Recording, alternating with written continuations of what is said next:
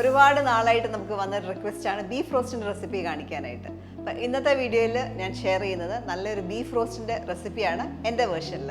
ഞാൻ Mahima Simon, welcome to Mahima's cooking class. Beef roast ഞാൻ ഉണ്ടാക്കുമ്പോൾ ഇറച്ചിയിൽ കുറച്ച് മസാലയൊക്കെ ഇട്ടൊന്ന് മാരിനേറ്റ് ചെയ്യാനായിട്ട് വെക്കും. അപ്പോൾ ആദ്യം അത് ചെയ്യാം. ഞാൻ ഇന്ന് ചെയ്യുന്നത് 1 കിലോ ബീഫാണ്.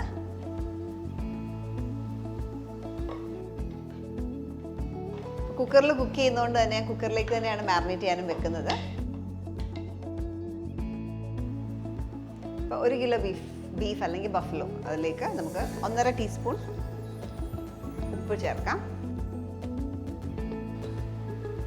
1/2 ടീസ്പൂൺ കുരുമുളക് പൊടി, 1/2 ടീസ്പൂൺ പെരിഞ്ജീരകം പൊടിച്ചത്,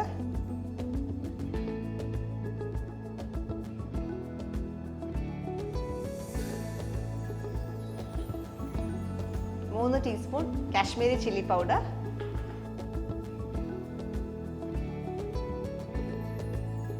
1.5 ടീസ്പൂൺ മല്ലിപ്പൊടി, 1/4 ടീസ്പൂൺ ഗരം മസാല, കുറച്ച് കറിവേപ്പില, അതേപോലെ തന്നെ കുറച്ച് ഒരു 1/2 സവോള സ്ലൈസ് ചെയ്തത്,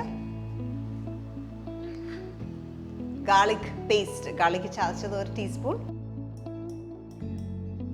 ഇഞ്ചി ചതച്ചത് 1 ടീസ്പൂൺ, മഞ്ഞൾപ്പൊടി 1/4 ടീസ്പൂൺ.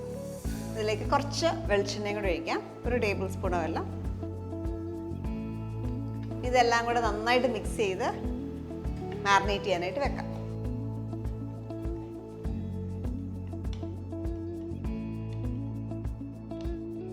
ഇനി നമുക്ക് കുക്കർ അടച്ച് ഇത് 1 മണിക്കൂർ മാരിനേറ്റ് ചെയ്യാനായിട്ട് വെക്കാം. മാരിനേറ്റ് ചെയ്യാൻ വെച്ചിട്ട് 1 മണിക്കൂറോളമായി. ഇനി നമുക്കിത് കുക്ക് ചെയ്തെടുക്കാം. അപ്പോൾ പ്രഷർ കുക്കറിൽ തന്നെ നമ്മൾ മീറ്റ് കുക്ക് ചെയ്യണം എന്നില്ല. നമുക്ക് ഉരുളി വെച്ചിട്ടോ അടുപ്പ് വെച്ചിട്ടൊക്കെ കുക്ക് ചെയ്യാം.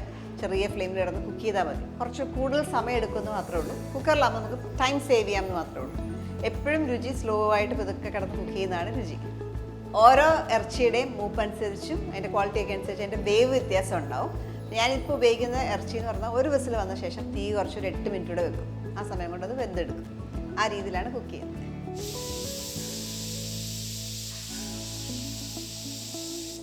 ആദ്യത്തെ വിസിൽ വന്ന ശേഷം തീ കുറച്ച് 8 മിനിറ്റോളം കുക്ക് ചെയ്തു. ഇനി മാറ്റി വെക്കാം. അതിൻ്റെ പ്രഷർ മൊത്തം പോയ ശേഷം മാത്രമേ നമുക്ക് തുറക്കാൻ പറ്റത്തുള്ളൂ. ആ സമയം കൊണ്ട് നമുക്ക് അതിൻ്റെ മസാല ഉണ്ടാക്കിയെടുക്കാം. ഒരു 3 ടേബിൾ സ്പൂൺ വെളിച്ചെണ്ണ ചൂടാക്കാം.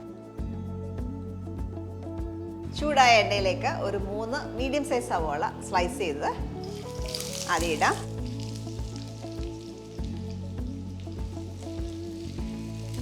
ബ്രൗൺ ആക്കിയെടുക്കണം, ഗോൾഡൻ ബ്രൗൺ കളർ ആക്കിയെടുക്കണം. ഇതിലേക്ക് ഞാൻ കുറച്ച് ഉപ്പും കൂടെ ചേർക്കുകയാണ്. സവോള പെട്ടെന്ന് കുക്കാവാനായിട്ടാണ്. ഉപ്പ് ചേർക്കുമ്പോഴത്തേക്ക് സവോളയിലെ വെള്ളം റിലീസായിട്ട് പെട്ടെന്ന് അത് ഫ്രൈഡായി കിട്ടും. അതിന് വേണ്ടിയിട്ടാണ്. സവോളയൊക്കെ ഒരു ലൈറ്റ് ബ്രൗൺ കളറായി. ഇനി നമുക്ക് കുറച്ച് ഇൻഗ്രീഡിയൻസ് ചതച്ചെടുക്കാനായിട്ടുണ്ട്. ഞാൻ ഉപയോഗിക്കുന്നത് ഒരു പച്ചമുളക്, ഒരു 1.5 ഇഞ്ച് കഷ്ണം ഇഞ്ചി, ഒരു 6-7 ചുവന്നുള്ളി, 12 അല്ലി വെളുത്തുള്ളി.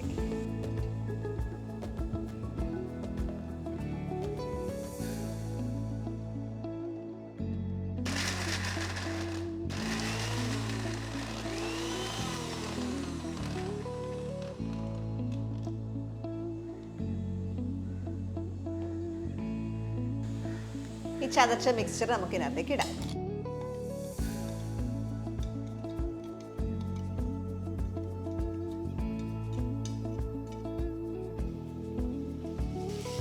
ഇതിൻ്റെ പച്ചമണം നന്നായിട്ട് മാറണം.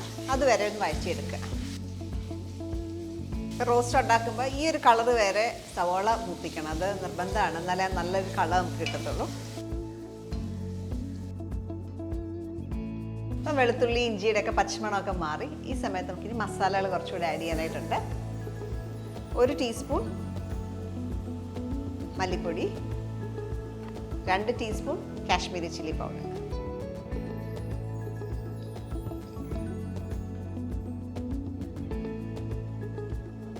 ഉള്ളിയൊക്കെ മൂത്ത് നിൽക്കുന്നതുകൊണ്ട് പെട്ടെന്ന് മസാല കരിഞ്ഞു പോകും. അപ്പോൾ അത് അവോയ്ഡ് ചെയ്യാനായിട്ട് ഒന്ന് ഇട്ട് ഇളക്കിയ ശേഷം നമ്മൾ ടൊമാറ്റോ അതിനകത്തേക്ക് ആഡ് ചെയ്യുക. ഒരു 2 ചെറിയ ടൊമാറ്റോ, പക്ഷേ ഒരു അരക്കപ്പ് ഉണ്ടാവും.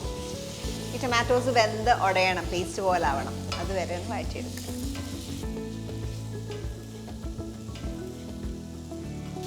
കൂടാതെ എണ്ണയൊക്കെ തെളിഞ്ഞ് വന്നിട്ടുണ്ട്, സൈഡ്സിലൊക്കെ എണ്ണ തെളിഞ്ഞ് വന്നിട്ടുണ്ട്. ഇനി നമുക്കിതിനകത്തേക്ക് കുറച്ച് കറിവേപ്പിലയും കൂടി ഇടാം.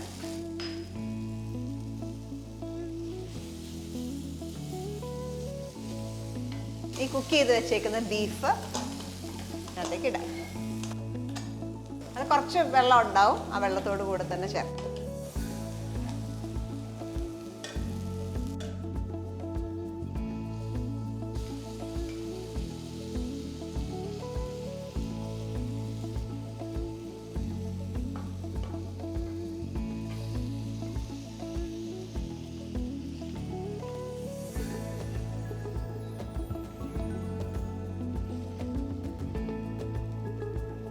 നമ്മളിപ്പോൾ കുക്ക് ചെയ്ത മസാലകൾ ഇറച്ചിയിൽ നന്നായിട്ട് പിടിക്കണം. അതുകൊണ്ട് തീ കുറച്ച് അടച്ചു വെച്ച് ഒരു 20-25 മിനിറ്റ്സ് ലോ ഫ്ലെയിമിൽ കുക്ക് ചെയ്യാം. 25 മിനിറ്റോളം ലോ ഫ്ലെയിമിൽ കുക്ക് ചെയ്യായിരുന്നു. ചെക്ക് ചെയ്യാം.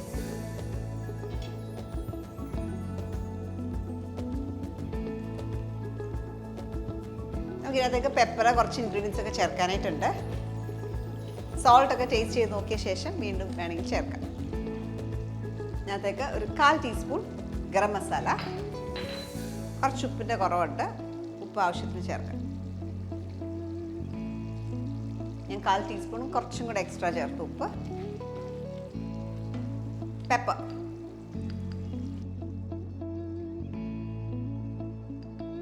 ഒരു 1/2 ടീസ്പൂൺ പെപ്പറൂടെ ചേർത്തു.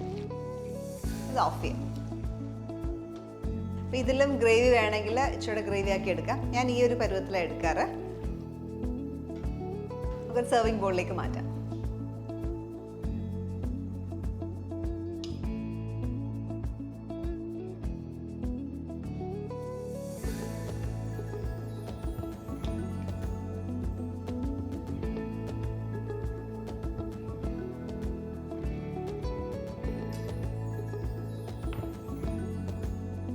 നല്ല രുചിയുള്ള ഒരു ബീഫ് റോസ്റ്റഡ് റെസിപ്പിയാണ് ഇന്ന് ഞാൻ ഷെയർ ചെയ്തത്.